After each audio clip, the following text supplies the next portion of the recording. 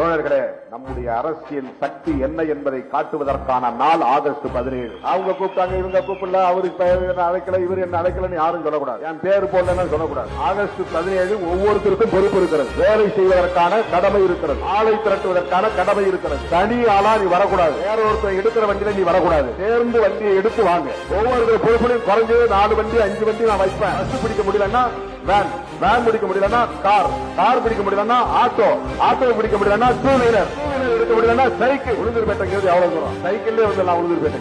ஒட்டுமொத்த தமிழ்நாட்டின் கவனமும் ஈர்க்கப்படுகிற நாளாக ஆகஸ்ட் 17 அமைய வேண்டும். பேசும் தமிழ் தேசியத்தின் 2 முக்கியமான கூறுகள், ஒன்று மாநில சுயாட்சி, இன்னொன்று உயர்வு தாழ்வு என்கிற இந்த பாகுபாடுகளை கலைந்தெறியக்கூடிய சாதி ஒழிப்பு அரசு, சாதி ஒழிப்புடன் கூடிய தமிழ் தேசியம். இதை நாம் விரிவான விவாதத்திற்கு உட்படுத்துகிற களத்தை அமைக்கிற மாநாடுதான் தமிழ் தேசிய எழுச்சி மாநாடு.